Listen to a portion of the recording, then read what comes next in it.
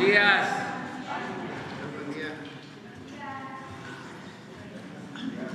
Pues vamos a informar.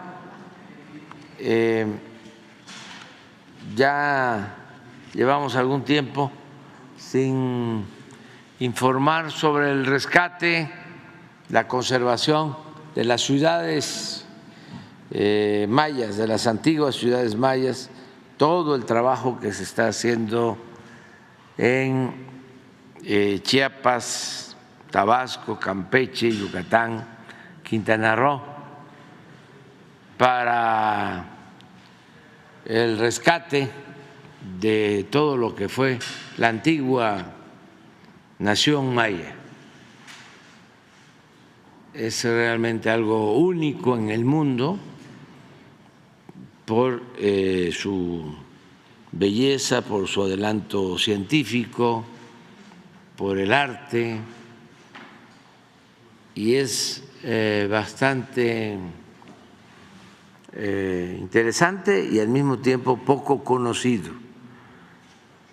Entonces se está llevando a cabo esta labor a la par que se está construyendo el Tren Maya, que va a comunicar a todas estas ciudades antiguas con las nuevas ciudades del sureste. Vamos a que el antropólogo Diego Prieto nos informe. ¿Cómo no? Muchas gracias, muy buenos días, señor presidente. Con un saludo también para todas y todos los que nos acompañan en esta conferencia, tanto los que están aquí presentes en el Salón Tesorería como quienes nos siguen en las redes y medios audiovisuales. Efectivamente, estamos haciendo un gran trabajo de recuperación de la memoria de la gran nación maya a través de sus vestigios materiales, la recuperación de muy valiosa información y materiales arqueológicos a través de dos vías. Una de ellas es el salvamento arqueológico, que el Instituto siempre aplica con una metodología científica en cada obra pública o privada que se lleva a cabo en terrenos donde es posible encontrar vestigios arqueológicos. Y el segundo mecanismo es el programa de mejoramiento de zonas arqueológicas que el presidente instruyó para que pudiéramos desarrollar acciones de investigación, de conservación y restauración en hasta hoy 29 sitios arqueológicos, a los que se van a agregar 6 más, y también de habilitación de mejores infraestructuras y centros de atención a visitantes, incluyendo 9 nuevos museos que estamos montando, que estamos preparando para que la experiencia de visita sea mucho más enriquecedora para los nacionales y extranjeros que llegan a las zonas. Por lo que hace al salvamento arqueológico, comentarles que cuando decimos que las obras cuentan con el 100% de visto bueno de obra, no es un asunto discrecional, no es que al director general se le ocurrió, ok, hagan la obra, es que hay todo un trabajo científico detrás. Un trabajo que empieza desde la revisión preliminar de las rutas por las que habrá de transcurrir el tren, en su mayoría ya en funcionamiento, y revisar las imágenes fotogramétricas, las imágenes de vuelos LIDAR para saber qué vestigios podemos encontrar. Después viene el trabajo de prospección, que significa reconocer en terreno los vestigios tanto de carácter inmueble como de elementos muebles que podemos recuperar y poder entonces refrendar el trazo de la vía. A partir de ahí se tienen que desarrollar tareas de excavación y registro de los materiales arqueológicos. Eso lo hacemos con celeridad porque, por supuesto, la idea es no complicar los tiempos de obra, como lo hemos demostrado. Después, la recuperación de materiales, y todavía estamos haciendo mucha actividad que tiene que ver con el análisis y tratamiento de los materiales arqueológicos recuperados. Es decir, el salvamento no termina en el trabajo de campo, en el trabajo en territorio. Hay un gran trabajo de análisis, de laboratorio, de clasificación y limpieza de los materiales y de restauración de aquellos materiales susceptibles de ser recuperados para su exhibición en los museos. De manera que, insisto, es un trabajo científico y colectivo, y los vistos buenos de obra no los emite el director general, los emite el responsable arqueológico con el aval del Consejo Nacional de Arqueología del INAH, con base en la norma para la investigación arqueológica. Como ustedes ven, por lo que se refiere a la recuperación de información y materiales arqueológicos, ya el incremento es mucho más lento, porque ahora mismo, en lo que refiere al salvamento arqueológico, estamos trabajando más bien en bancos de materiales y en obras colaterales. Sin embargo, ya recuperamos información de 62,165 elementos constructivos de diverso carácter, lo que nos habla de la gran densidad que alcanzó la civilización maya en este territorio. Hay una gran cantidad de poblaciones que, claro, no todas corresponden a la misma época, pero sí nos hablan de una red de ciudades, una red urbana que se desarrolló en la península de Yucatán y la selva maya. Son ya 1,465,719 fragmentos de cerámica o tepalcates que nos dan una información muy útil para la investigación arqueológica. 1,997 bienes muebles, entre vasijas, platos, incensarios, figurillas, navajas, puntas de flecha, metates, molcajetes y otra serie de objetos que se someten a procesos de restauración, de manera que estamos hoy mismo restaurando 1,914 piezas. 703 enterramientos humanos que nos dan muy importante información sobre las características físicas de la población, pero también sobre las prácticas funerarias y la manera que desarrollaron los mayas fundamentalmente para venerar a sus difuntos, a sus ancestros, y 2,252 rasgos naturales asociados a la presencia de grupos humanos. Estos datos hay que considerar que son solo del salvamento arqueológico. A partir de la próxima ocasión vamos a empezar a dar información del material que se viene recuperando a través de las investigaciones que se desarrollan en el programa de mejoramiento de zonas arqueológicas. Este programa, como les decía, tiene también el propósito de habilitar museos y salas interpretativas. Si pudiéramos poner la siguiente, por favor, de modo tal que el día de mañana, con el señor presidente, vamos a inaugurar el Museo de Sitio de Ezná, una muy importante ciudad antigua de los mayas que se ubica en el estado de Campeche y que forma parte de esta red de museos que estamos habilitando para la satisfacción, para el disfrute del público, del turismo extranjero y nacional. Y como les digo también, el PROMESA implica una tarea muy importante de investigación y recuperando, como dice el señor presidente, toda la fortaleza histórica y cultural del tronco civilizatorio de los mayas, de manera que, como lo hacíamos antes y ahora lo hemos retomado, vamos a ir presentándoles algunas de estas zonas arqueológicas. Ahora le corresponde el turno a la antigua ciudad maya de Sayil, en el estado de Yucatán, correspondiente a la región del PUC. Adelante.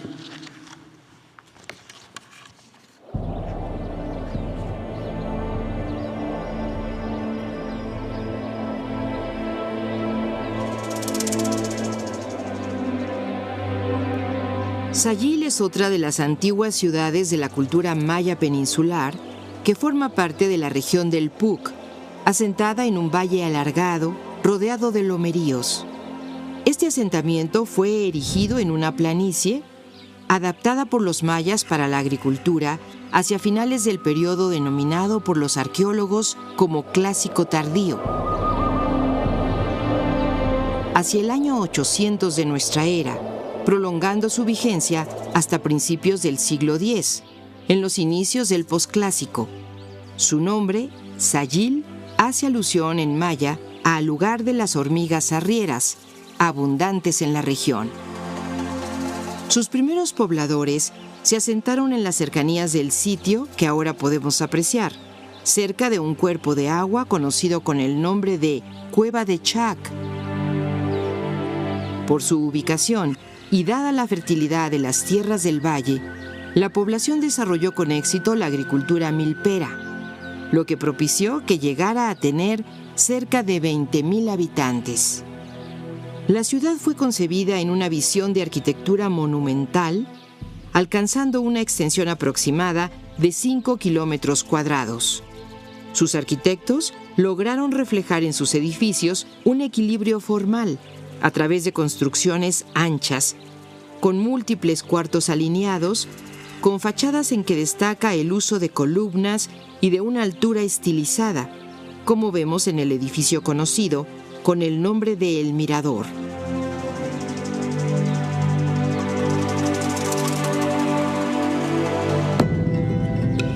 De entre sus edificios, de excepcional elegancia y simetría, destaca el Gran Palacio, una cátedra constructiva de 3 pisos en cuyo interior se localiza un patio hundido. El edificio cuenta con 97 cuartos y una serie de pasillos falsos, que en conjunto lo hacen percibirse como una sola unidad, aunque hoy sabemos que fue construido en distintos periodos. Se trata de un ejemplo característico del refinamiento constructivo que alcanzaron los mayas, combinando espacios simétricos con exultantes decoraciones simbólicas de mascarones de personajes descendentes, flanqueados por reptiles. Sabemos que se trató de un espacio central de la actividad política, administrativa y religiosa de la ciudad. Sin embargo, la aparición de una cocina en la esquina noroeste nos señala que también sirvió como morada para los gobernantes. La ciudad está formada por distintos grupos de estructuras unidas por caminos de piedra o sakbeob, siguiendo un eje norte-sur de casi 1,5 kilómetros de longitud. Las extensiones de terreno que mediaban entre estos conjuntos construidos debieron utilizarse para cultivos de autoconsumo, por lo que se considera que Sayil, como otros asentamientos del PUC, fue una verdadera ciudad-huerto. A diferencia de otros asentamientos, algunos estudiosos proponen que los pobladores de Sayil habitaban en casas de piedra y no de materiales perecederos, y que los diversos vestigios corresponden a las áreas habitacionales. Por otra parte, algunas estelas sugieren que sus gobernantes compartieron el poder político y religioso con ciudades aledañas y linajes distintos.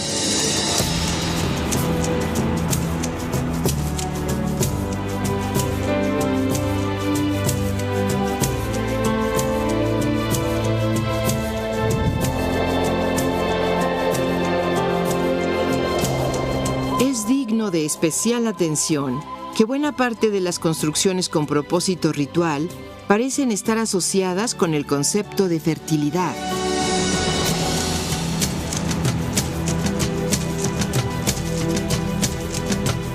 Lamentablemente, la calidad de la piedra con que fueron levantados los edificios no favoreció su conservación y sí la erosión con el paso de los siglos.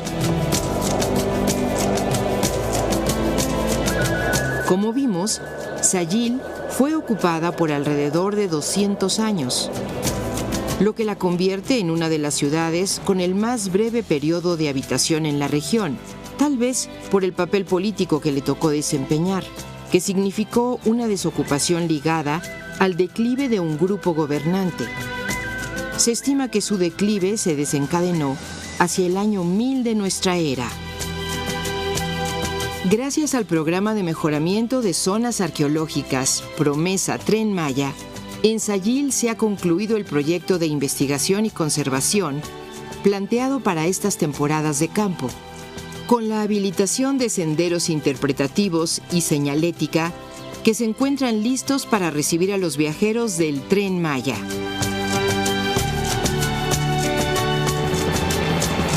Se trata de presentar al público de México y de todo el mundo la grandeza de los mayas de ayer y hoy, cuya vitalidad apunta a nuevos momentos de esplendor y fuerza cultural con proyección universal.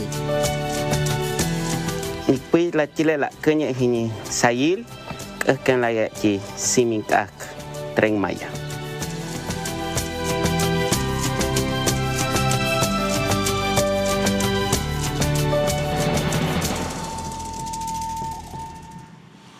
Muchas gracias.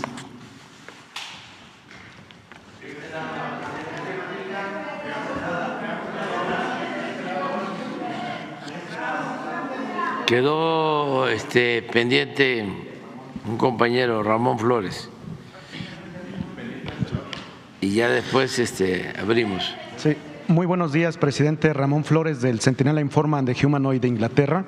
Buenos días, funcionario que lo acompaña.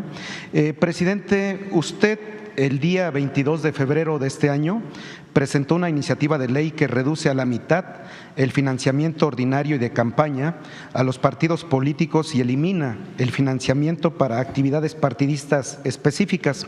Este caso de corrupción que le voy a presentar el día de hoy va relacionado a lo que usted quiere combatir.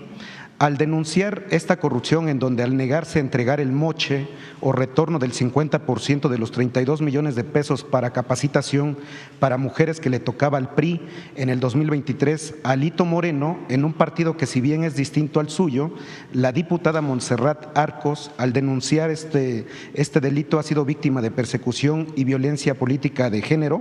Usted en su iniciativa propone quitar esas actividades, que es donde los partidos, todos los partidos ya saben cómo simular y poder usar ese recurso para robárselo, más que como diputada, como dirigente nacional la encargada de temas de mujeres en el PRI, al no prestarse a un esquema de moches fue objeto de violencia política de género y ni el hecho de ser diputada los detuvo en el trato indigno que le dieron. Este caso destapa la cloaca de cómo dicho recurso es usado como caja chica de los presidentes de los partidos en turno, en lugar de usarse para lo que la ley contempla, y en casos de violencia política de género, el Estado está obligado a brindar las medidas de protección, más tratándose de un caso tan público como el de la diputada, que ya ha salido a varios medios y nos dio la confianza a nosotros para poder hacer esta denuncia. Es por eso precisamente, presidente, que hoy quiero hacer la entrega de las pruebas que ya son públicas y que la diputada me hizo llegar y que tiene más respecto a este tema de corrupción, pero por la seguridad de la diputada no puede hacerlas públicas hasta contar con la protección del Estado.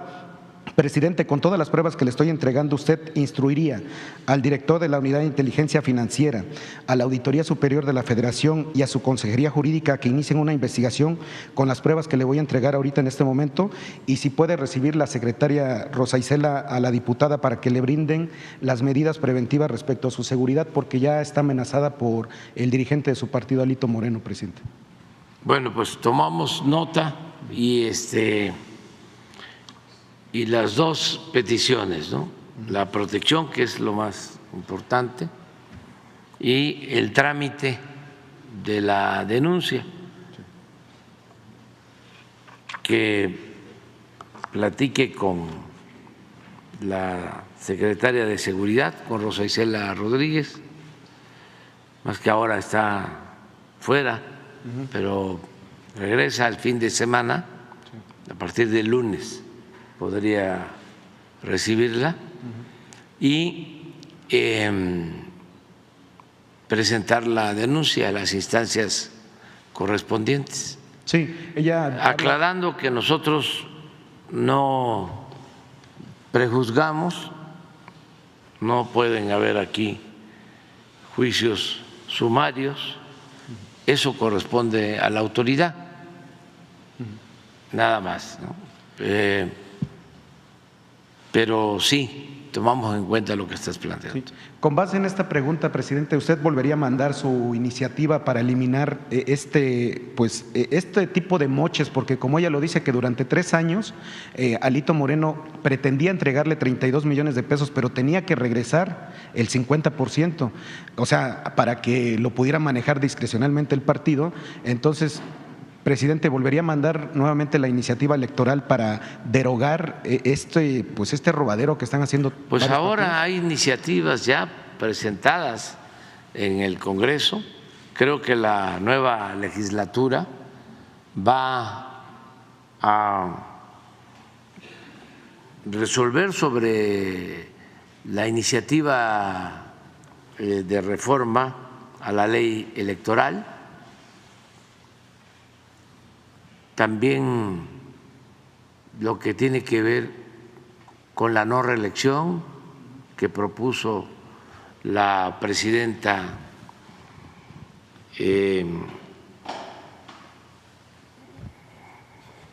Claudia Sheinbaum, presidenta electa.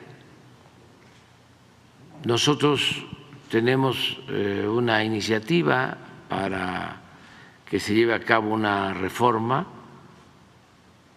a todo el procedimiento electoral, que elimine los plurinominales, que en vez de que haya 500 diputados, nada más sean 300, y que todos sean electos con el voto directo de los ciudadanos, que se haga una reducción de los costos de las elecciones, tanto en lo que es el gasto ordinario de los partidos, que se reduzca el presupuesto a los partidos a la mitad, y que también se reduzca el presupuesto al INE, al tribunal. Se destinan más de 20,000 millones de pesos a los procesos electorales. Se podría hacer con la mitad, y es un ahorro de alrededor de 10,000 millones de pesos. Y a esto, repito, habría que agregar el planteamiento que está haciendo la presidenta electa de que no haya reelección, todo esto que echaron a andar en el periodo neoliberal, y actuar con austeridad republicana, porque ya hemos visto cómo los consejeros del INE, no sé ahora, pero los anteriores, ganaban muchísimo.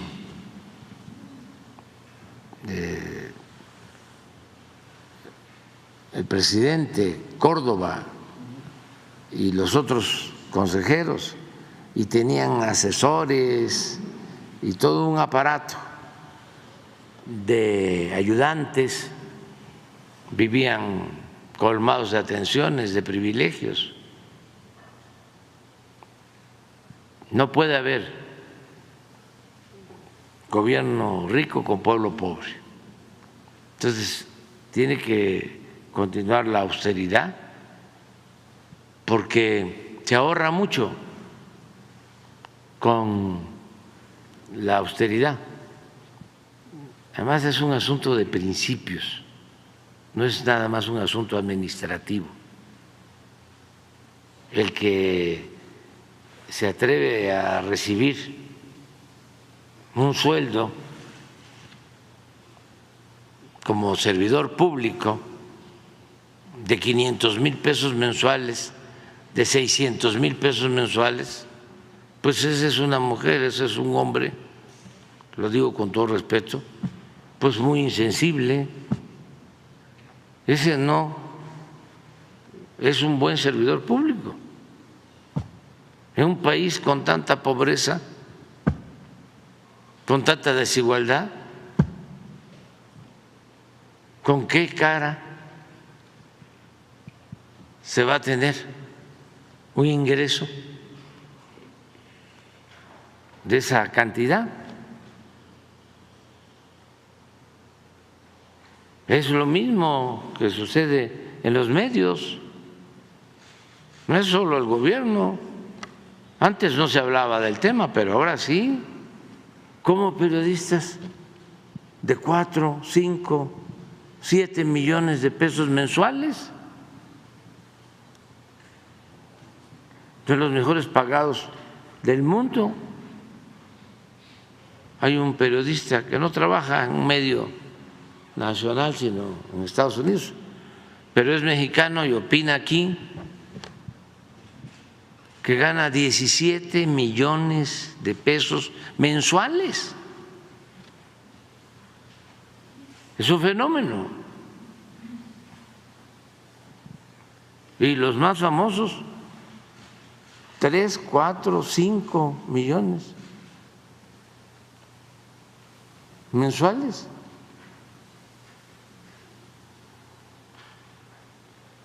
Y no es que sean eminencias, ¿no?, del periodismo, porque muchos de ellos lo que hacen es estar leyendo en el teleprompter. La gente debe saber que muchos de los que hablan en la televisión lo que hacen es leer, porque así está la cámara, pero a un lado hay una pantalla. Entonces están viendo la cámara y están viendo la pantalla, están leyendo. Sí. A veces pasa de que se les apaga la pantalla y ya no saben qué decir. Les cuesta trabajo retomar la conversación. Son lectores de noticias. Entonces, todo eso hay que revisarlo. Y pueden decir, es que eso no atañe a lo público. ¿Cómo no? Si les pagan esos sueldos es porque la empresa recibe dinero del presupuesto que es público, que es dinero de todos los mexicanos. Todos tenemos que cuidar el presupuesto. Antes había la idea, ¿no?, de que para qué estás cuidando el presupuesto si tienes un carro que es del gobierno y hay baches, pasa a toda velocidad si no es tuyo. Esa era la mentalidad, ¿no? ¿Cómo no va a ser del pueblo el presupuesto? Y hay que cuidarlo, es de todos. Los funcionarios somos simplemente administradores de los dineros del pueblo y tenemos que ser buenos administradores y no derrochar y mucho menos robar.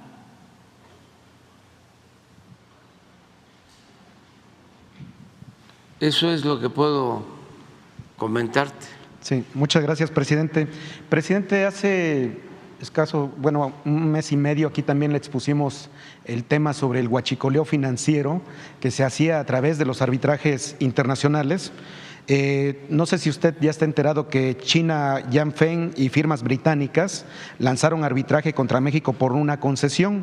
Las empresas lanzaron un arbitraje internacional contra el gobierno mexicano ante el Centro Internacional de Arreglo de Diferencias Relativas a Inversiones del Banco Mundial. Son las empresas británicas Bacanora Lithium y Sonora Lithium y la China Yanfeng lanzaron un arbitraje internacional contra el gobierno mexicano. ¿Qué información tiene y por cuánto fue el monto que lanzaron el arbitraje, presidente? Hay una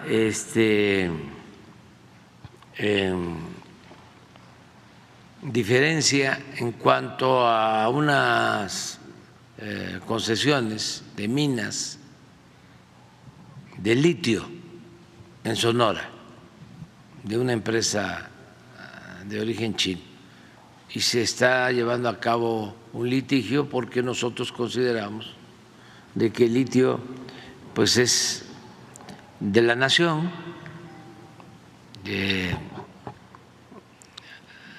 antes habían entregado esa concesión y consideramos que se entregó de manera genérica, no específico para el litio, sino para la minería, y pensamos que no aplica el que se esté haciendo este reclamo.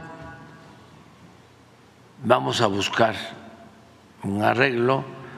Hace relativamente poco, hace 3 meses, estuvo por acá el encargado de la diplomacia china y le traté el tema, y tiene que haber un acuerdo porque el litio se nacionalizó y no queremos que participen empresas particulares. Sí puede llevarse a cabo alguna asociación, pero con el predominio del interés nacional, en el caso del litio. Ese es el único tema que tenemos, y sí vamos a acudir pues a estos paneles internacionales para defender nuestro derecho. Y, presidente, por último, su opinión respecto al intento de golpe de Estado ayer en Bolivia. ¿Cuál es su opinión? Porque de verdad es tan miserable la derecha que andan queriendo arrebatar el poder a través de un golpe de Estado. ¿Cuál es su opinión? Bueno, hay mucha inestabilidad política, pero afortunadamente respondió muy bien el gobierno de Bolivia, de Luis Arce, respondió muy bien el pueblo de Bolivia, la gente defendiendo la democracia, rechazando el golpe militar. Incluso una parte, yo diría que la mayoría de los integrantes de las Fuerzas Armadas de Bolivia, que no secundaron este intento de golpe de Estado, y estuvo muy bien también el comportamiento de la comunidad internacional. Todos los países condenaron el intento de golpe de Estado y fue afortunadamente fallido y se restableció de nuevo la democracia, la legalidad, aun cuando esto pues afecta mucho a los países, porque genera incertidumbre y afecta a la economía de los pueblos. Pero qué bien que no prosperó ese intento de golpe de Estado.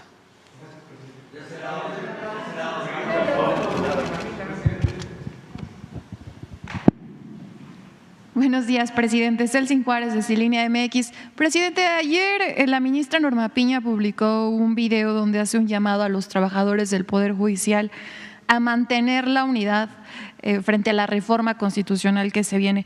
Un mensaje que fue tomado como a rebelarse, ¿no? Un llamado a rebelarse contra esta reforma y también a rebelarse contra el pueblo, porque bueno, el pueblo votó para que se llevara a cabo esta reforma constitucional. ¿Qué opina? Bueno, primero, aclarar que la reforma que se propone no incluye a los trabajadores del Poder Judicial. Ellos no tienen nada que temer, al contrario, a ellos se les garantizan sus derechos y estoy seguro que se van a beneficiar con la reforma, porque ya no va a haber influyentismo, nepotismo, imposiciones, corrupción. Entonces, que no los estén engañando. La reforma tiene que ver básicamente con la elección por parte del pueblo de los jueces, de los magistrados y de los ministros. Sí, porque incluso en este mensaje hace un llamado para que defiendan sus derechos constitucionales, ¿no?, estos trabajadores. Es que eso está a salvo. Yo entiendo pues que políticamente estén valiéndose, ¿no?,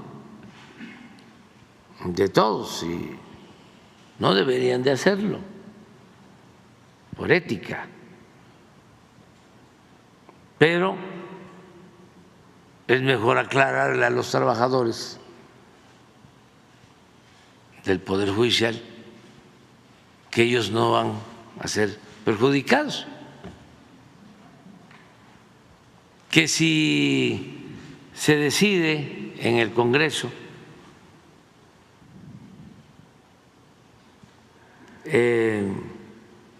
cancelar, como ya se hizo, los fideicomisos,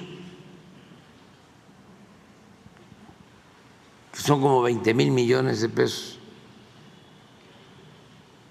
pues todo lo que tenga que ver con las prestaciones a los trabajadores se va a garantizar. Los fideicomisos se quieren eliminar porque alimentan de manera ilegal, aunque hayan resuelto otra cosa en la Suprema Corte de Justicia, los privilegios de los ministros, de los trabajadores del más alto nivel en el Poder Judicial. Violan la Constitución porque se establece de que nadie puede ganar más que lo que gana el presidente, y ellos ganan 4 o 5 veces más que lo que gana el presidente. Y hay cosas que se tienen que revisar y que están completamente ocultas. Hace unos días alguien me comentaba, y sería bueno que se hiciera la investigación, ¿cómo se llama el organismo de la transparencia? El INAI, sí, que pueda explicar cuántos ministros retirados tienen pensión, cuántos reciben de pensión, porque me estaban diciendo que hay ministros que estuvieron, creo que 3 meses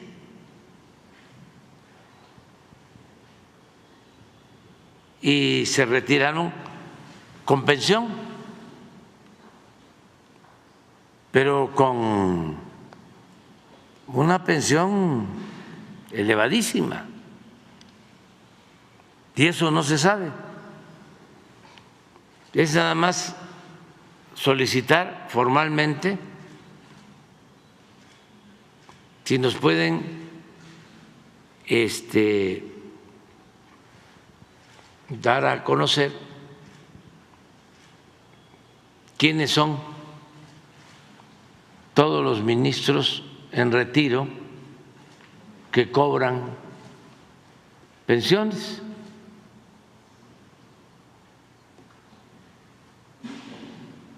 Y así nos gustaría. ¿Por qué no lo solicitamos? Hoy lo solicitamos. Sí, pero también Banco de México, Nacional Financiera. Si ya estamos en esto, pues vamos. Banobras, Banco de Comercio Exterior.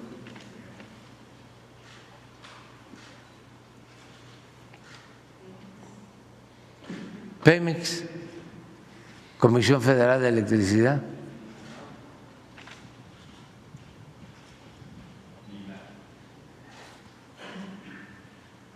El ISSSTE,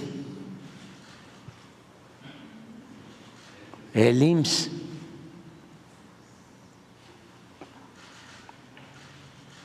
Vamos a transparentar, ¿no?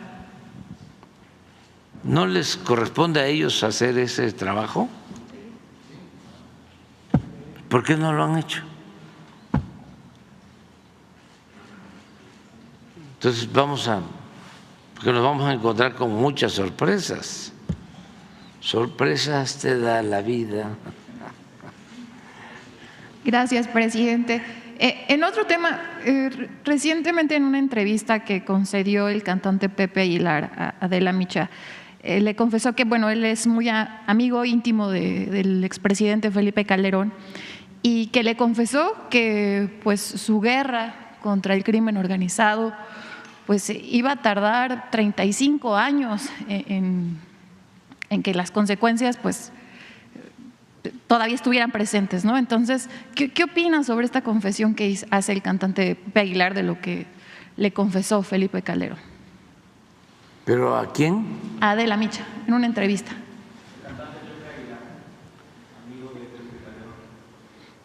O sea, advirtió que la guerra contra el narco que provocó pues iba a tardar 35 años, ¿no? No, es mucho. No, ya las cosas están cambiando. Que ese daño, ¿no?, que causó esta guerra. Sí, eso sí. Sí, yo creo que no sabía bien de lo que se trataba. Ya creo que le dio un palazo, un garrotazo, a lo tonto, al avispero. Y ya lo he dicho, creo que a lo mejor no sabía quién era García Luna.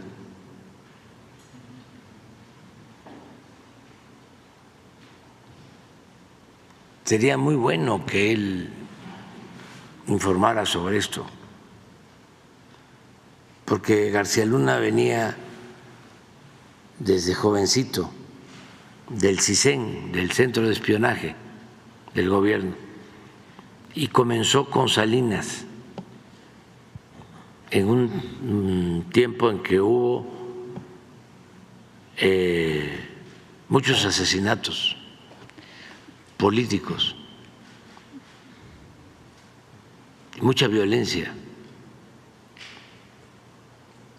Luego, sería bueno que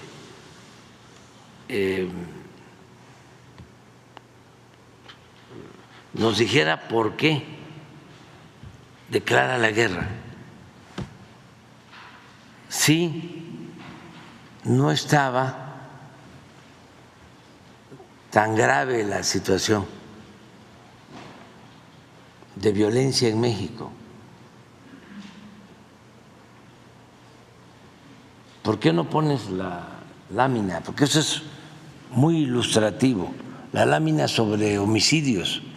Presidente, ¿usted cree que de verdad no estaba consciente del daño que iba a causar y de lo que hacía su secretario de Seguridad? Ahora usted que está como presidente y que está, bueno, pues en control. Es que depende del estilo. Yo soy, pues, muy obsesivo. O sea, estoy pendiente de todo. Y en una secretaría tan importante, ¿no? O sea, la Secretaría de Seguridad. Sí. Bueno, pues la prueba está que yo recibo personalmente el reporte, el parte de lo que sucede en las últimas 24 horas en materia de seguridad y nos reunimos todos los días el Gabinete de Seguridad. No delego.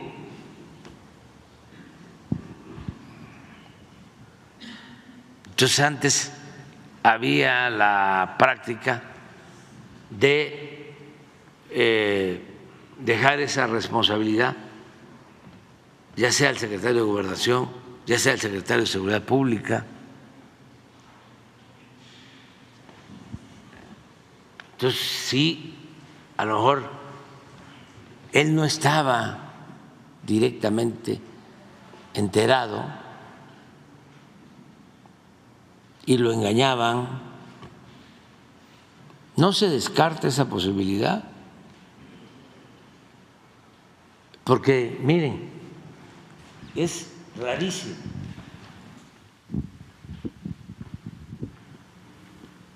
En el último año de Fox,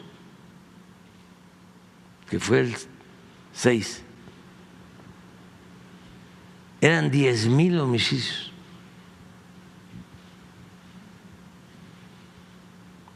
Y ya en el último año de Calderón eran 25,000. O sea, si ven, todo el sexenio de Fox se mantuvo en 10,000.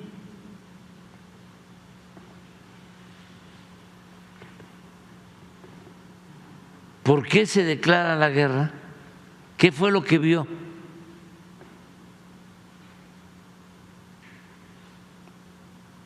¿De qué estudio partió? ¿Cuál fue el diagnóstico para que su primer acto de gobierno importante fue ir a Michoacán, a Apatzingán, a declarar la guerra? Y miren lo que provoca. Este año fue tremendo. Aquí es el año de mayor letalidad, de más enfrentamientos entre delincuencia y Fuerzas Armadas, y es cuando hay más muertos que heridos y detenidos, porque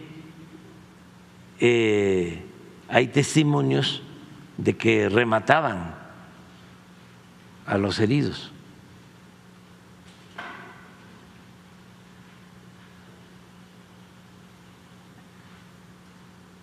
Bueno, explicaciones. Una posible, o tres,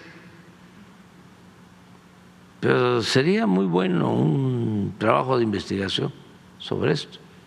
Una, que como se robaron la presidencia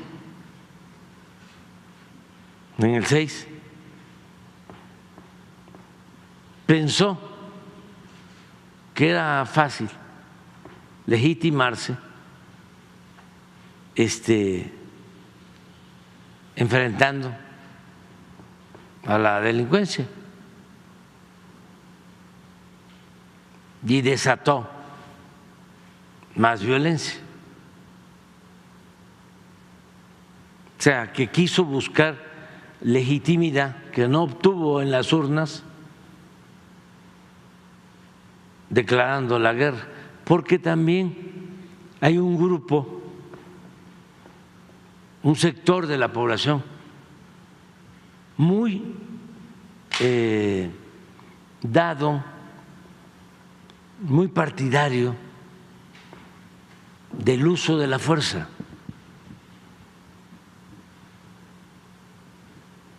Con una voluntad muy autoritaria, que todo lo quieren resolver con el uso de la fuerza.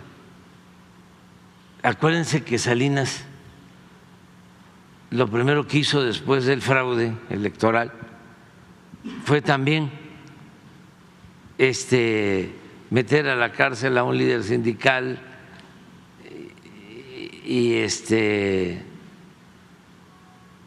y aparecer con un hombre enérgico. Decían muchos, ahora sí, hay alguien que tiene carácter.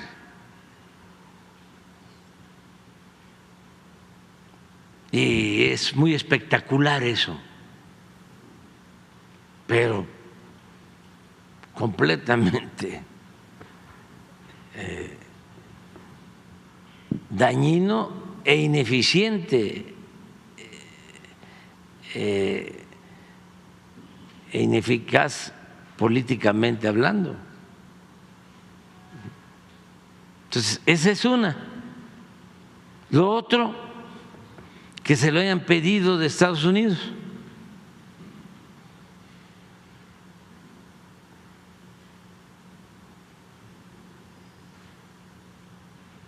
Ni que él haya aceptado. Hay algún indicio, pero no es que necesariamente se lo hayan pedido o lo hayan presionado de Estados Unidos, pero sí hay un hecho real que a partir de aquí una parte o un grupo de la Secretaría de Marina de México pasó a depender en los hechos de facto de agencias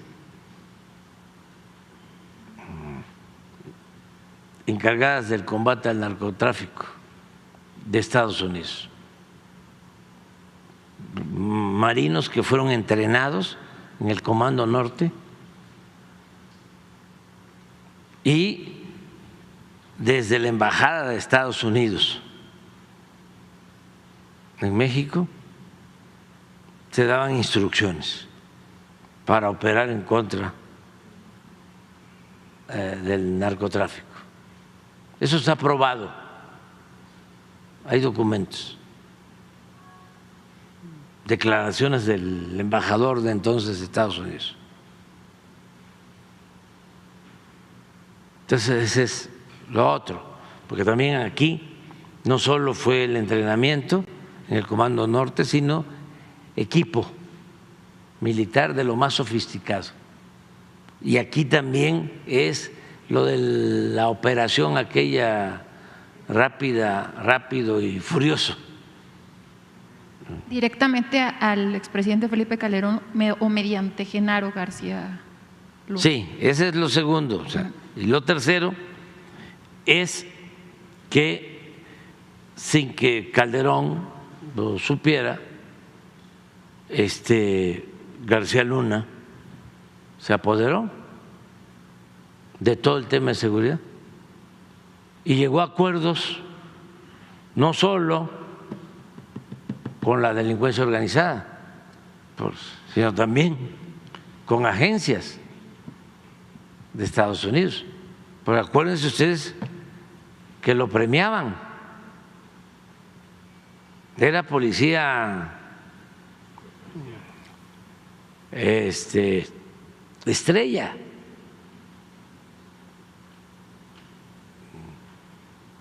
porque ahora se olvidan las cosas, ¿no?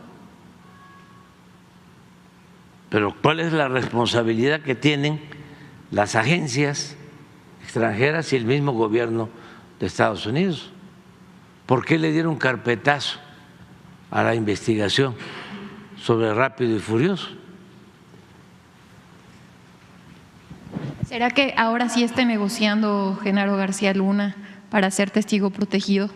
No me meto en eso, pero sí ayudaría mucho, porque entonces ya no tendríamos que estar planteando hipótesis, ya sabríamos lo que sucedió. ¿O por qué Independientemente de que le puedan reducir la pena, incluso el que se involucre a Calderón o a otros personajes, para México es muy importante que se conozca toda la verdad, para que no se repitan estos casos, porque imagínense cuánto dolor, cuánto sufrimiento para la gente. Y yo siempre sostengo que la justicia no solo es castigar, la justicia es evitar que se cometan actos autoritarios y se dañe a la población. Por eso estoy a favor de que haya testigos protegidos cuando se trata de conocer sobre un tema. Esto de Ayotzinapa, aprovechando, lo voy a estar diciendo, quienes participaron, que nos ayuden, les damos garantías, porque lo que queremos es encontrar a los jóvenes.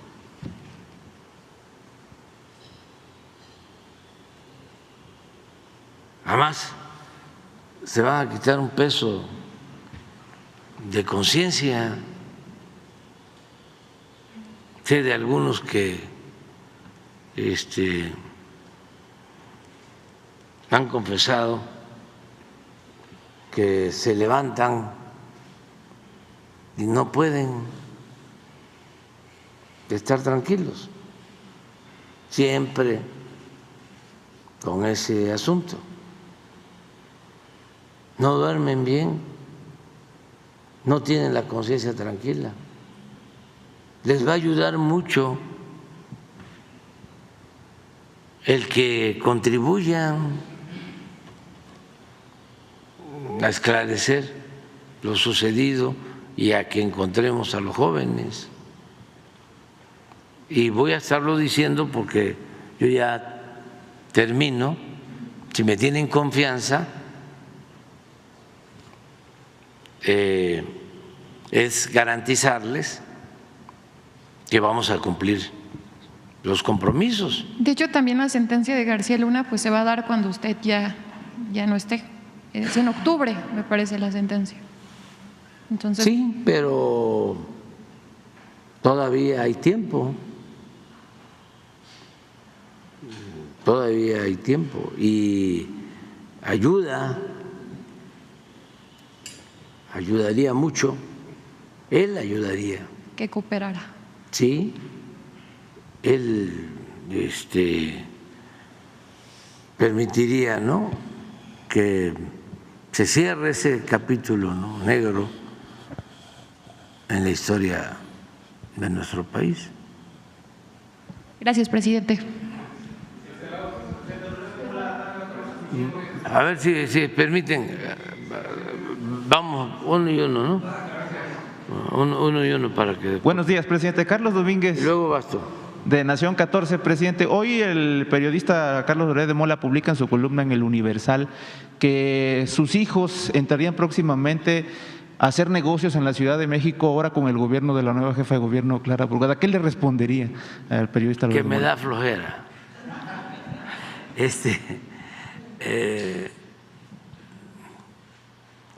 No hay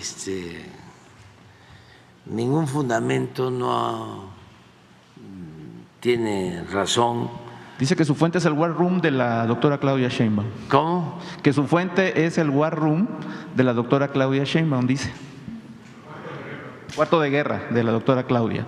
Esta es su fuente, asegura en la columna. A ver. Que es el cuarto de guerra de la doctora Claudia Sheinbaum. Desde el cuarto de guerra de la doctora Claudia es su fuente. Hay alguien, supuestamente Loret de Mola, infiltrado en el equipo de la doctora, que le pasó el dato de que sus 3 hijos llegarán endosados en los próximos días a obtener una reunión con la jefa de gobierno electa, Clara Brugada, para hacer negocios en la nueva administración. Pues está mal su fuente, o sea, es como otro, ya lo puedo mencionar, ya pasó la elección, ¿no? Sí, uno que fue periodista preferido de Salinas, Riva Palacio, que no lo podía mencionar, siempre hablaba de la fuente de Palacio, es esta fuente, y puro invento, pues no es cierto, nada es cierto, que pruebe. Es muy vulgar, ramplón, el estar mintiendo, hablando de mi fuente. Es como la señora Anabel, ¿no? Mi fuentes. ¿Dónde están las pruebas? Más si no se tiene pruebas, ¿cómo se va a calumniar? ¿Qué clase de periodismo es ese? Es como, porque en abono a Anabel y a Loret de Mola y a otros periodistas mercenarios, no son los únicos.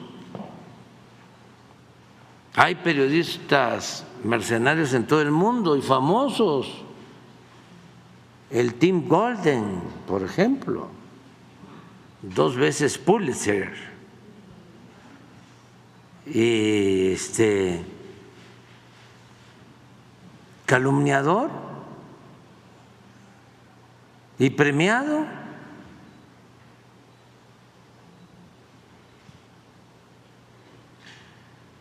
La política debe ser imperativo ético y lo mismo el periodismo. Ya les he platicado aquí y hay otros casos, pero de alguien que era un político de mucho renombre antes de la Revolución Cubana, Chivá,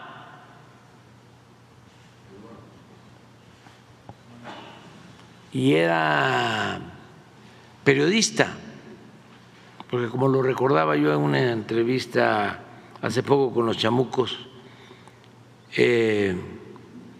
antes se hablaba de poeta, periodista y político, las 3 P. Sin duda, el periodista era político y el político era periodista. Está el caso de los Flores Magón, todos los casos, muchos otros. El mismo Francisco Zarco, que era político y era un gran periodista. Entonces,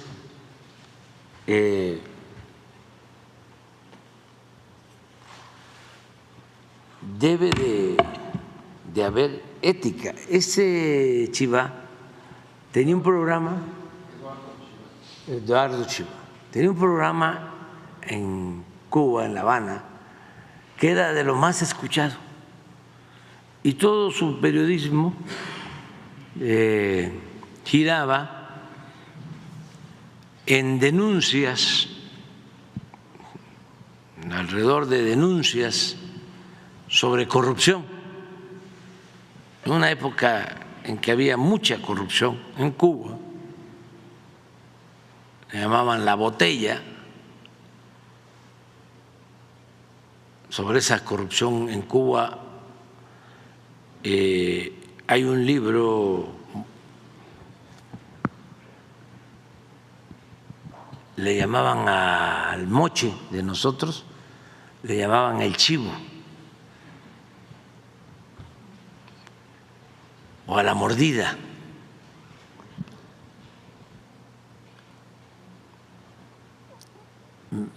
Francisco Bulnes, en el libro El verdadero Díaz, habla de eso. Y siempre denuncias fuertes contra los hombres del poder, en la época de Batista, antes o por ahí. Y de repente hace una denuncia de que un ministro, secretario de Cultura de Batista, había comprado una hacienda en Guatemala.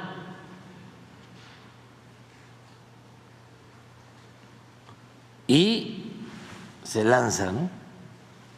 Y lo da a conocer, un escándalo. Y resulta que era falso. No pudo probarlo porque lo habían engañado,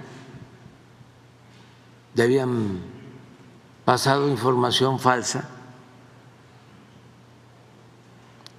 y lo reconoce en un programa. Parece que tenía un programa diario en las mañanas, lo reconoce y terminando su programa se pega un tiro.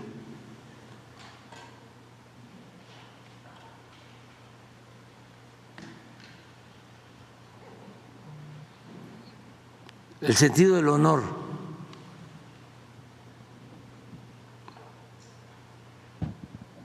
Yo estoy en contra del suicidio, pero lo explico por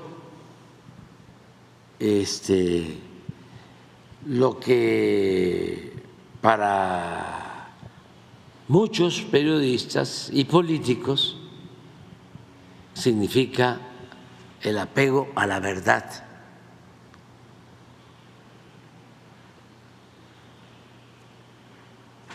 El que no se vuelva una costumbre, un hábito, el mentir, el calumniar.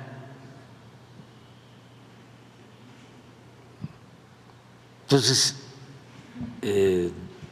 este señor Loret de Mola, pues tiene ese problema. Yo creo que le haría bien que hiciera una reflexión serena, que se tranquilice, porque pues eso no le ayuda humanamente, no le ayuda, es algo enfermizo.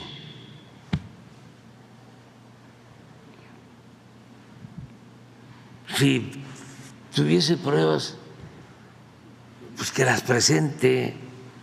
Claro que hay que denunciar la corrupción, sea quien sea.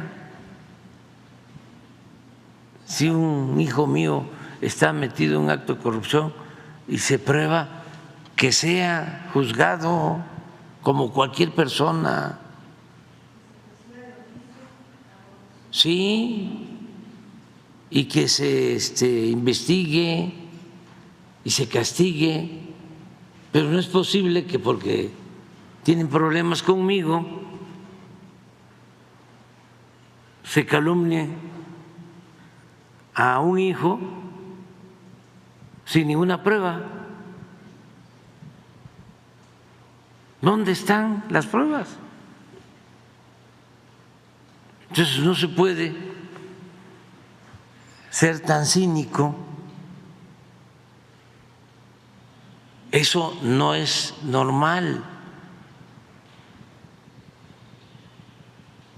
Por mucho coraje que tenga, hay un límite. Eso no es racional.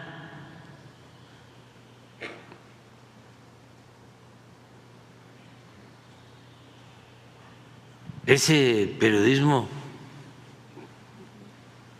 es tóxico. Es más, no se le puede llamar a eso periodismo.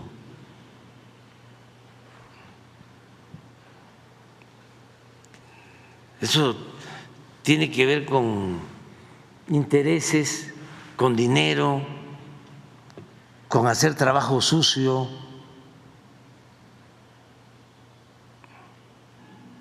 Si es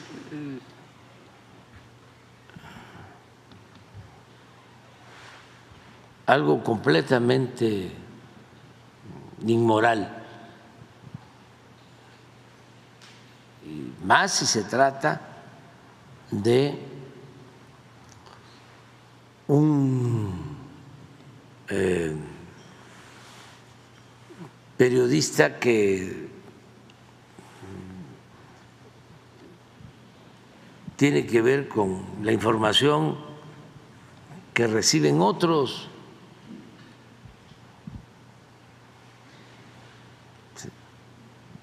En cualquier otra actividad, una actividad particular, personal, pues a lo mejor no se tiene más que la actitud íntima, ¿no? El comportamiento íntimo, el recto proceder que debe uno de tener como ciudadano, pero cuando se es periodista, se es político, pues hay una doble responsabilidad, porque no es uno, no se atañe, digo, no se, sí, se limita a la esfera personal, sino ya es público. Entonces eso es lo que puedo comentar. Sobre esto, presidente, ¿cuándo vendría el titular de la UIF, Pablo Gómez, para aclarar sobre las supuestas investigaciones en su contra y sobre Víctor Trujillo? El miércoles va a estar aquí y va a informar. Nosotros no perseguimos a nadie, Además, con esos adversarios,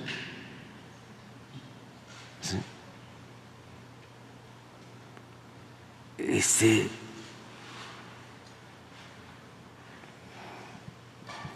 Primero, pues no somos represores, tenemos ideales, tenemos principios, pero además, ¿qué vamos a estar enfrentando a esos adversarios si ellos al final se convierten en nuestros promotores? ¿Qué vamos a andar indagando sobre Claudio X González, hijo? Si lo vamos a condecorar por todos los servicios prestados al Movimiento de Transformación Nacional.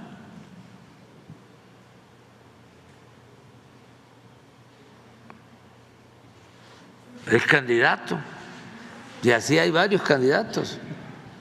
En otro tema, presidente, con el lema Nunca más una elección de Estado, ayer la excandidata presidencial de este bloque opositor presentó una propuesta de reforma constitucional al Código Penal para tipificar y sancionar como traición a la patria las conductas del titular del Poder Ejecutivo Federal cuando éstas violen la ley electoral. Continúan con la narrativa de que usted metió las manos en la elección, presidente. Está muy bien. Ya está el que pueda ser juzgado el presidente por cualquier delito. Fíjense la historia. Desde la Constitución de 1857, el fuero presidencial solo permitía que el presidente fuese juzgado por traición a la patria y por delitos electorales. La Constitución de 1857. La Constitución de 1917 dejó lo mismo, que solo al presidente se le puede juzgar por traición a la patria, pero le quitó lo de delitos electorales.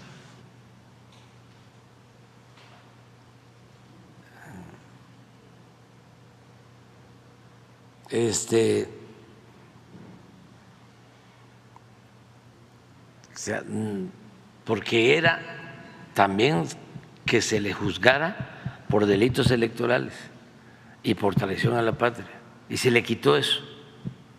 Hasta la fecha, nosotros modificamos la Constitución para que al presidente se le pueda juzgar por cualquier delito, que no haya fuero. Es una cuestión nada más de las leyes, de revisión a las leyes, pero yo estoy totalmente de acuerdo. Yo presenté la iniciativa. O sea, está bien la señora Xochitl. Nada más aclarar lo que motiva a esta iniciativa de reforma, pues es que aseguran que usted metió las manos en la elección pasada, presidente. ¿Qué respondería? Nada más para cerrar. Pues que no soy igual que ellos, que no somos iguales. Yo soy demócrata. Ellos son partidarios de la oligarquía, no de la democracia.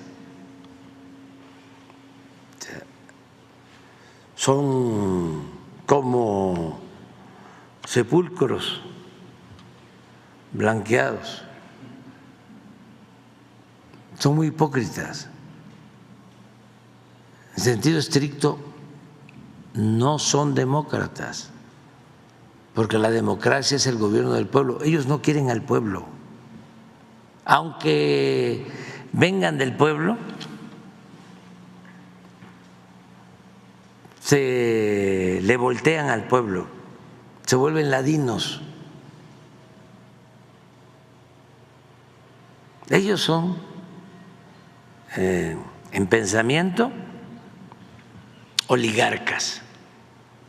Y el oligarca es el que cree en el gobierno de los ricos, en el gobierno de las minorías. El demócrata piensa en el gobierno del pueblo, de todos. Es muy claro en la composición de la palabra griega.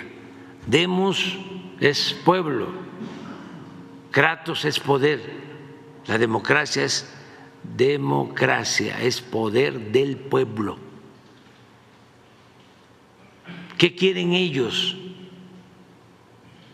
¿Qué es lo que siempre han buscado?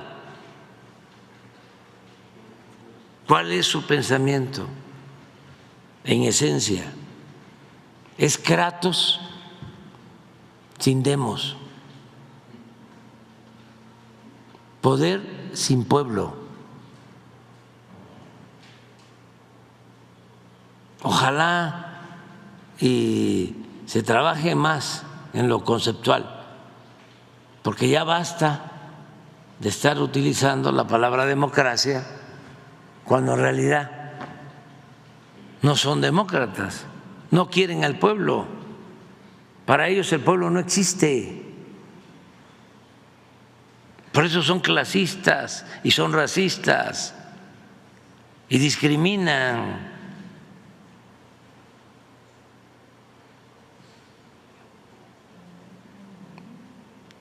Eso es la esencia de todo. Pero, a ver, ¿cuál es la concepción que tiene Krause sobre la democracia? La que les estoy planteando.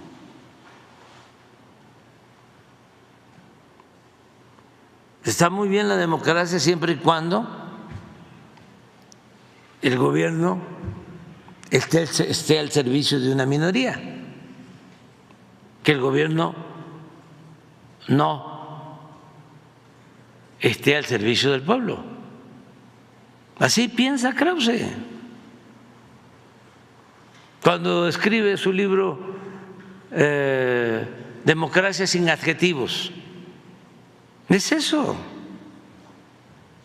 es Kratos sin demos. Y ven la democracia cuando mucho en lo superficial, la democracia representativa, un simple mecanismo para ver quién queda en el poder.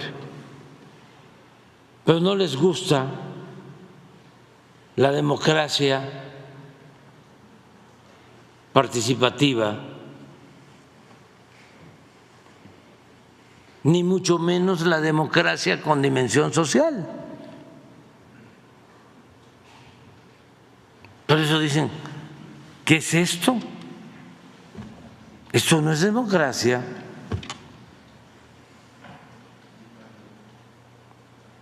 Porque ellos querían, pues, seguir simulando de que vivíamos en una democracia cuando los que mandaban eran los potentados y no mandaba el pueblo, que es el soberano en una democracia.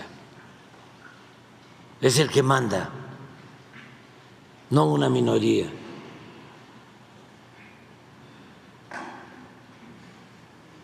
Es interesante lo que estamos viviendo ahora y la gente lo entiende muy bien. Por eso se sorprendieron, pues algunos llegaron a decir que el pueblo estaba equivocado. Pusieron en sus pantallas del Face algunos el mapa de México con un moño negro.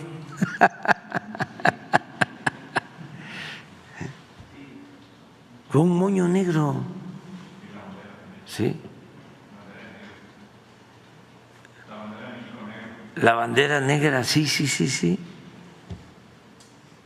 Porque viven en otro mundo y estaba realmente muy arraigado el clasismo y el racismo. Nosotros hablamos de que la cuarta transformación era arrancar de raíz la corrupción, pero también el clasismo y el racismo, que iba a ser una transformación pacífica, pero igual de profunda que la independencia y que la reforma y que la revolución. Y lo del racismo estaba ahí, oculto,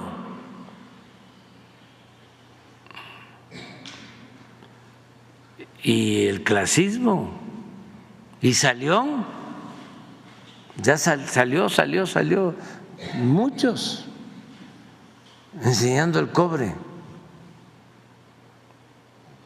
Acuérdense de la plática de el que estaba en el INE. Por eso sostengo que no es lo mismo educación que cultura. Cuando empieza a burlarse de unos indígenas, ¿cómo es que se llama? Lorenzo Córdoba.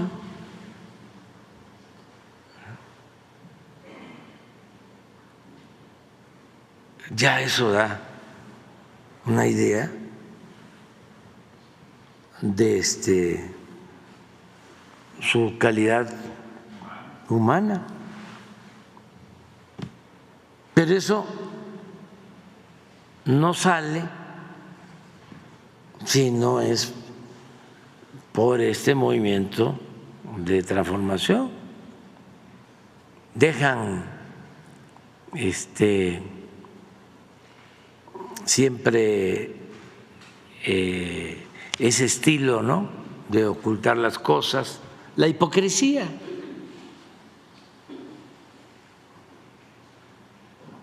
Hay quienes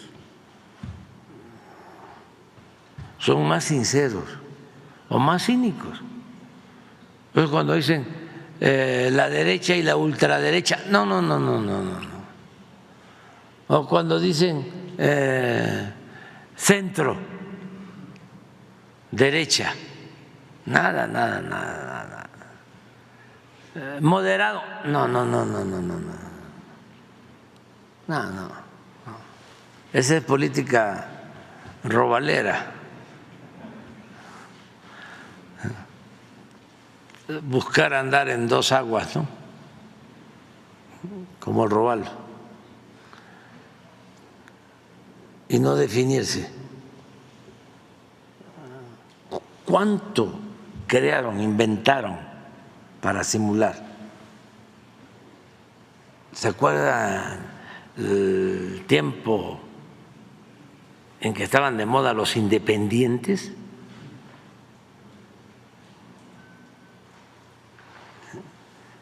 El tiempo en que estuvieron de moda las organizaciones no gubernamentales, el tiempo de la moda de la llamada sociedad civil.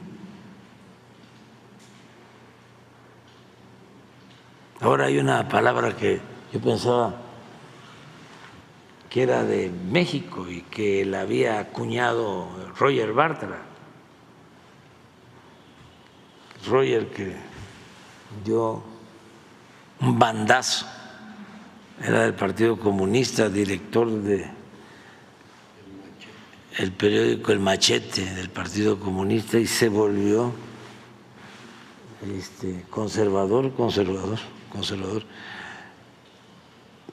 Y ahora firmaron un documento, ¿no?, contra mía, antes de la elección, cuando se definen a favor de la señora Xóchitl, y usan un término nuevo, ¿no?, porque van inventando, que se llama deriva autoritaria. A ver, ¿qué es eso? La deriva autoritaria. Entonces, seguramente el texto o lo hizo, no creo que lo haya hecho Barth, lo ha de haber hecho Aguilar o Castañeda o Krause, cualquiera de esos tres. Pero pensé que era propio, ¿no? No, resulta que la deriva autoritaria ya la utilizan los conservadores en todo el mundo, toda la intelectualidad orgánica de derecha ya utilizan lo de deriva autoritaria, así es, ¿no?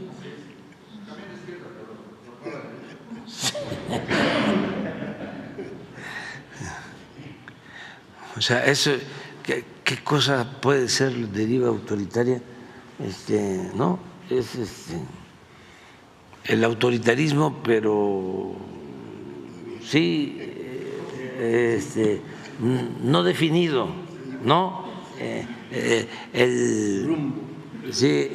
autoritarismo en el limbo, ¿no?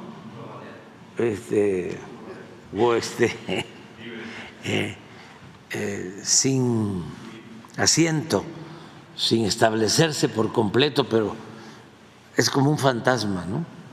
Que recorre el mundo, diría el filósofo.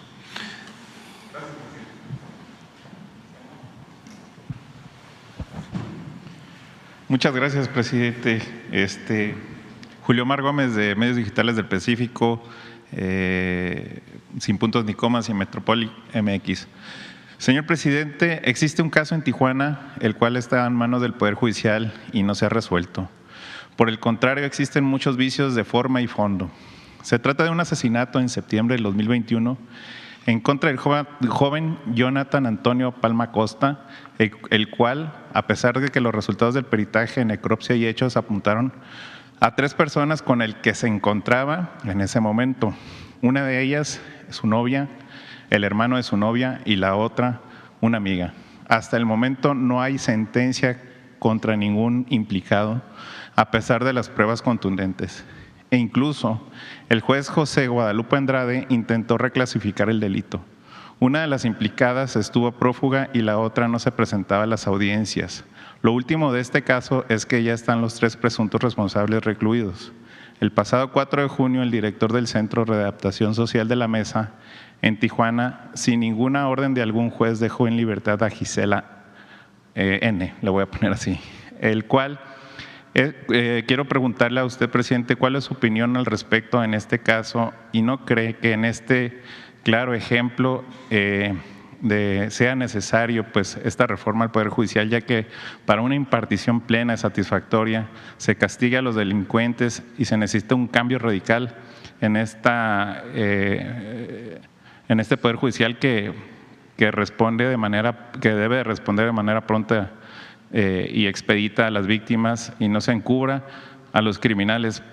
Los familiares, presidente, llaman a manifestarse en San Lázaro por el asesinato del joven Jonathan, y sí es importante pues que si pudiera darle la atención a través de usted antes de que pues llegaran a manifestarse, que esa es la intención de la manifestación, pues que si pudieran ayudar. Pues lo recibimos, lo recibe Rosa Isela la semana próxima.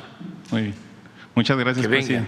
En otro tema, presidente, el pasado 20 de mayo usted dijo que atendería de inmediato a la petición de consulta en Hidalgo y a la defensa del agua que los chinos le quieren quitar a los indígenas hidalguenses.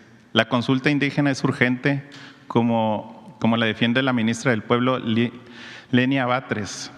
Hay anomalías y abusos por parte de la empresa China Times Ceramics, y ahora su aliada en el despojo de agua es su empresa cervecera reconocida mundialmente como Grupo Modelo.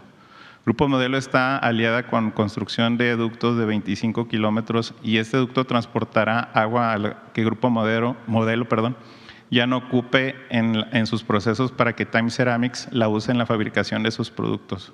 La preocupación de las comunidades es que en este ducto habrá huachicol de agua de los pozos del Grupo Modelo sin ningún control. La empresa sí tendrá agua y la comunidad seguirá viviendo en sequía. Este acueducto privado será financiado también con dinero público del gobierno de Hidalgo y es la información que ya se ha publicado y se ve en varias plataformas. Actualmente los agricultores de la zona se pelean las aguas negras para regar sus cultivos porque en Hidalgo no hay agua, señor presidente. Y están verdaderamente preocupados porque a los chinos del Times Ceramics, aliados con la cervecería de Grupo Modelo, van a privatizar el agua que por derecho y por decreto federal les pertenece a los indígenas de Apán. ¿Hay manera de que usted les ayude a ejecutar la consulta indígena y frenar este despojo de agua, señor presidente? Sí. Ya me lo planteaste la vez pasada, ya tengo información. Sería bueno que una comisión de ellos se entreviste con Germán Martínez de la Comisión del Agua y con María Luisa Albores, con los dos. Es cosa de que se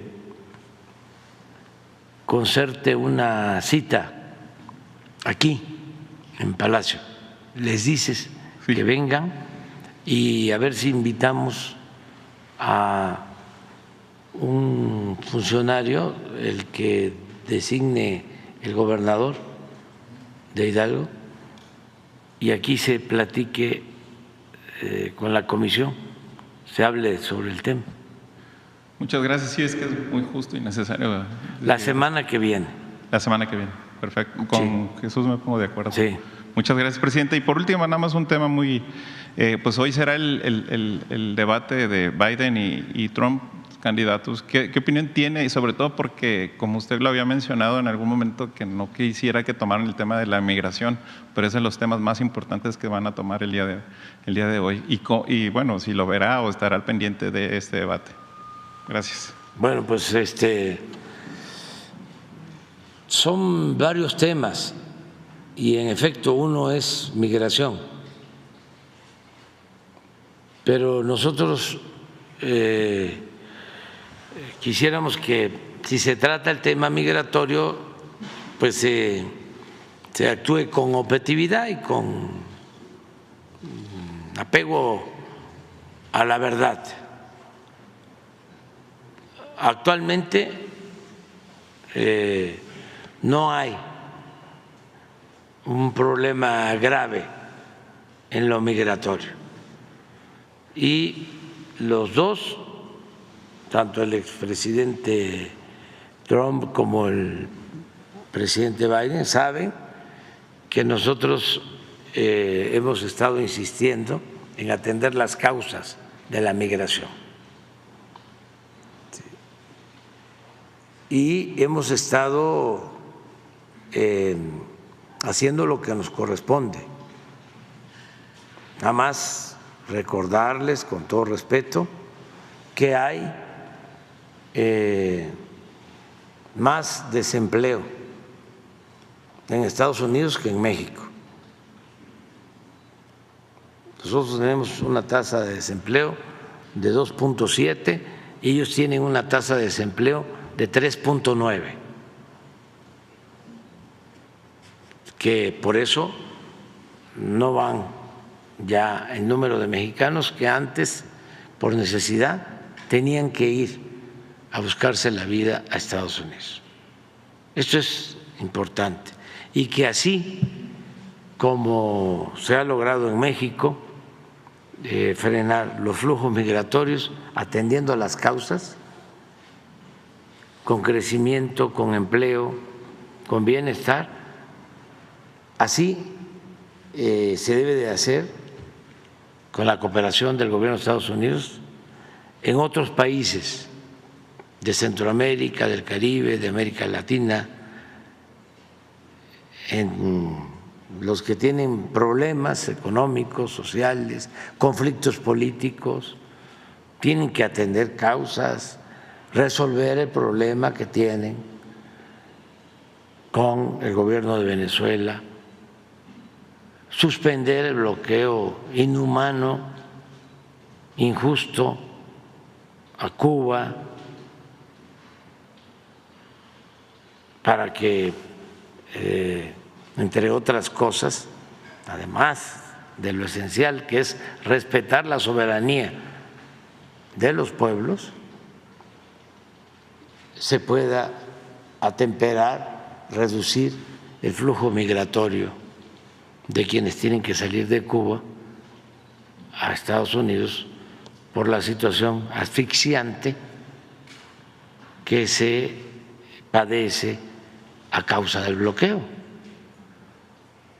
Me gustaría hoy, precisamente para todos los mexicanos, que sepan cómo está la situación migratoria hoy en la frontera norte, para que no se use de excusa, de pretexto, el tema migratorio, con el afán nada más de culpar por culpar a México y querer quedar bien con los ciudadanos de Estados Unidos, con todo el respeto a los dos candidatos, ¿no? Miren, desde diciembre ya lo vimos, tuvimos una crisis porque se agravaron las cosas en América Central y en el Caribe, Ecuador, Venezuela, Cuba, Colombia, desde luego Haití, porque estos migrantes son de esos países básicamente. Entonces, se intervino, se habló con los gobiernos de esos países, llegamos a acuerdos, estamos apoyando nosotros para desarrollar comunidades que por necesidad tienen que emigrar y logramos esto. Es importante reconocer que el presidente Biden creó este mecanismo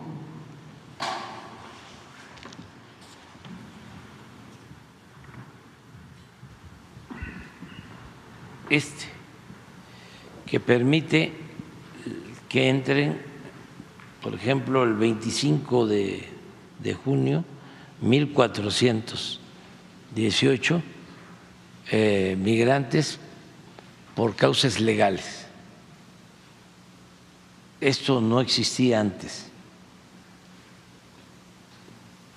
Y el resto, vamos a decir, no me gusta la palabra, pero irregulares, 2,065.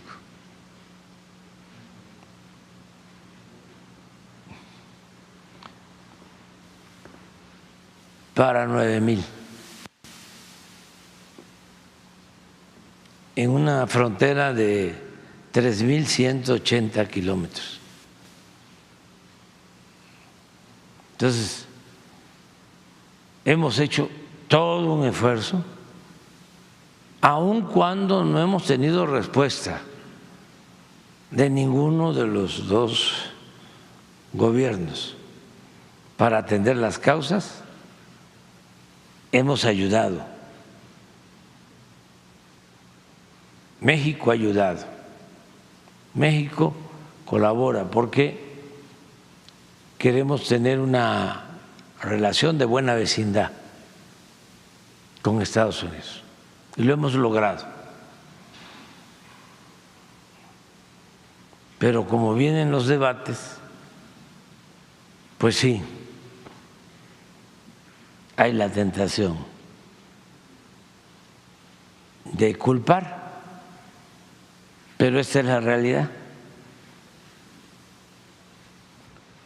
Ojalá y los asesores de los dos candidatos tengan esta información hoy.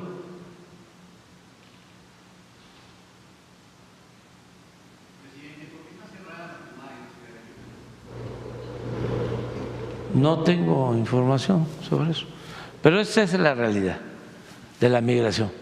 Lo otro no tengo información. Ah, sí, cómo no.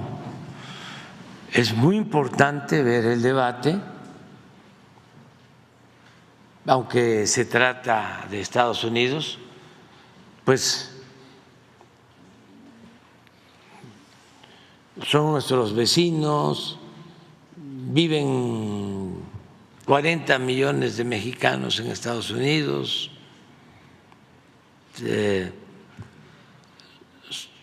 somos los principales socios comerciales en el mundo, compartimos pues muchos kilómetros de frontera.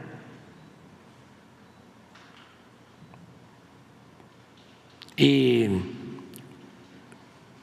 repito, cuando los liberales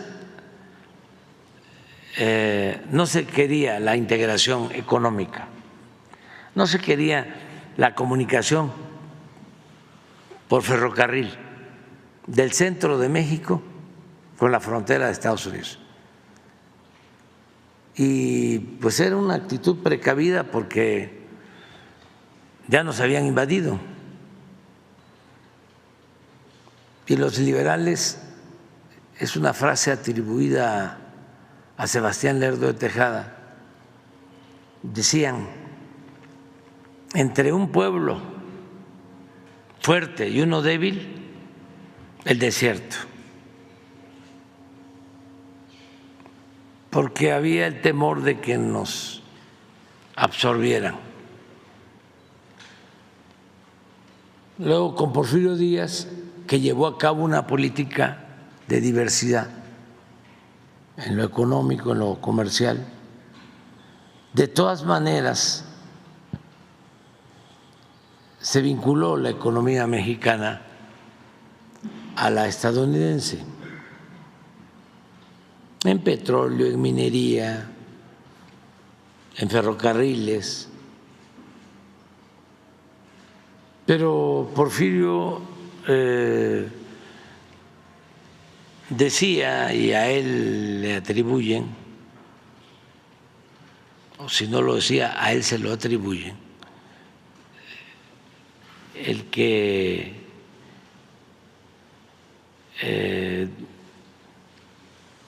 se sostuviera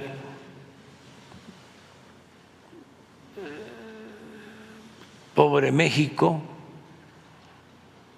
tan lejos de Dios y tan cerca de Estados Unidos. Entonces yo sostengo ahora, se lo dije al presidente Biden: bendito México, tan cerca de Dios y no tan lejos de Estados Unidos, porque necesitamos la integración económica, nos conviene a las dos naciones, a los dos pueblos, de eso no hay duda.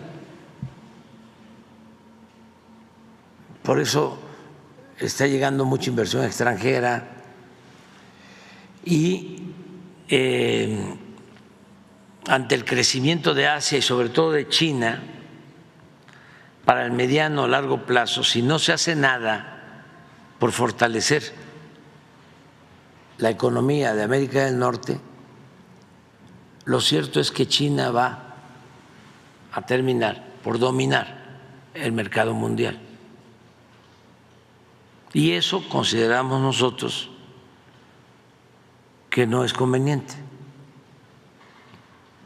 porque si hay el predominio económico comercial de una nación, si hay una hegemonía en lo económico, en lo comercial,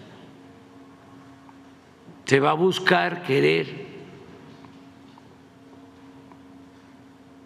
enfrentar esa hegemonía con lo bélico.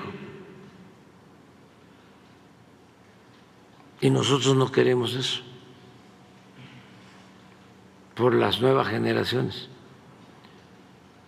Queremos mejor equilibrios en lo económico comercial, que no haya ni hegemonía económica comercial, ni mucho menos hegemonía bélica. Entonces, sí es posible competir con Asia, con China, si se fortalece América del Norte, si se consolida la integración en América del Norte, y también se piensa que ese es un segundo tiempo, pero muy importante, en la integración de toda América. Aquí lo único que se tiene que resolver, de que conviene la integración de América del Norte, Canadá, Estados Unidos, México, ya lo estamos viendo, que nos conviene a los tres países, y la integración de toda América conviene mucho más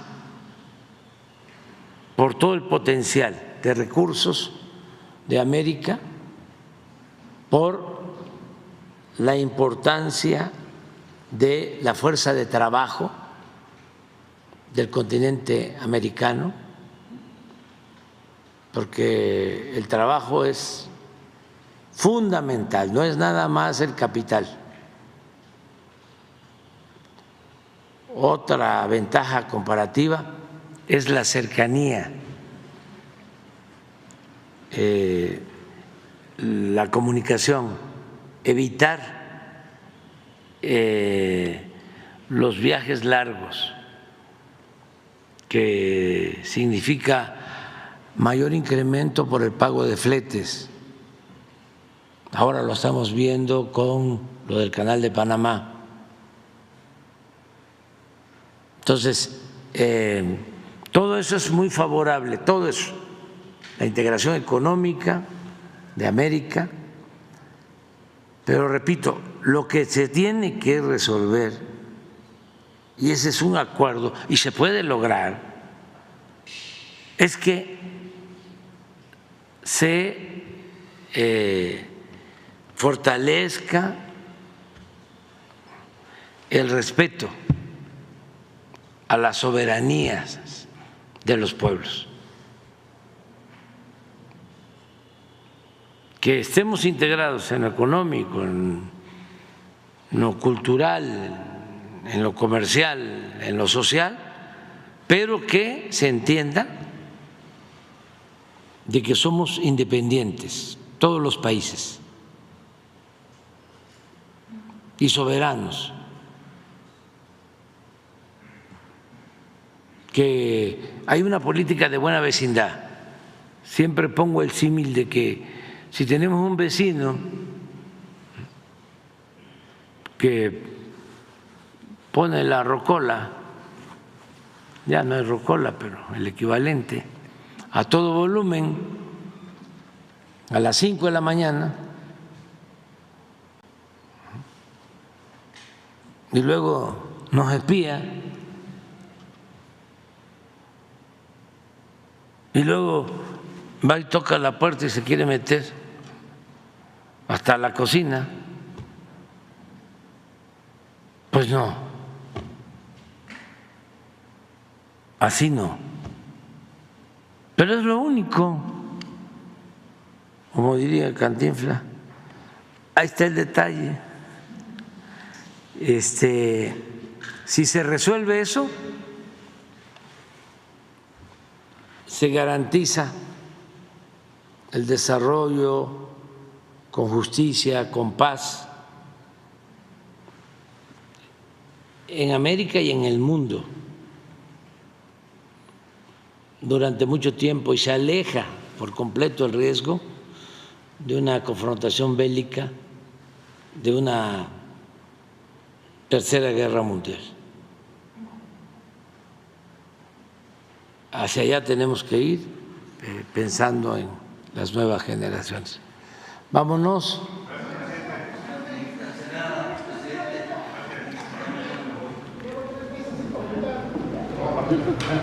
Mañana tú y tú, 2, y Reina también, 3. Nos vemos mañana.